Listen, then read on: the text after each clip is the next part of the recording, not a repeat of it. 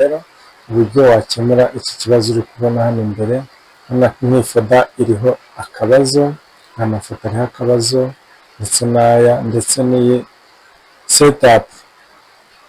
Uburyo rero twabirebera hamwe, uburyo twagakemura kano kabazo, ushobora kuza kuri aka ka ikoni, then ukaza kuri apuguredi, ubwo ni uburyo bwa mbere, ubundi ugategereza netiwaka ko ufunguka. Aha ngaha ari uburyo bwo kuyapuguredinga uko wishyuye nyine amafaranga baguca ku kwezi. Bezike ni aya ngaya, $1.99 kuri wani pasoni. Noneho pasono ni $9.99, nabwo ni wani pasoni. Noneho kuri famili ni $9.99, apu tu 6 pipo, ubwo ni abantu 6. Noneho hano hepfo bagenda bagusobanurira apusi, murabibona kuri wani pasono, kuri bezike cyangwa se kuri pasono. Ubu ni uburyo bwa mbere rero ushobora kubayinga.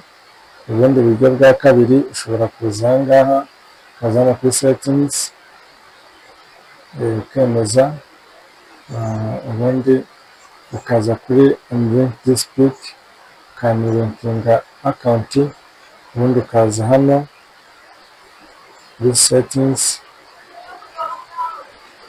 ukaza kuri setingizi hano, ubundi ukaza kuri apusi. Ushobora kuza ugashaka ino cloud,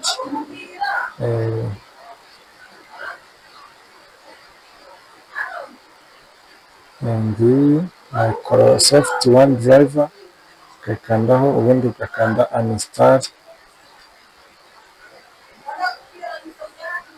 ndakeka bitya biba bikemutse.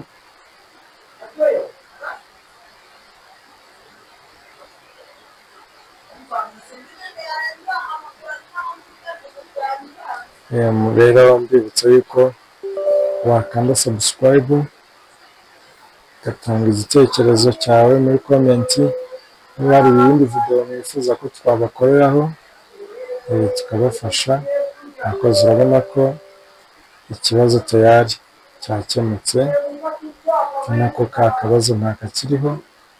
Rero mujye mukomeza mukurikirana izindi video tugenda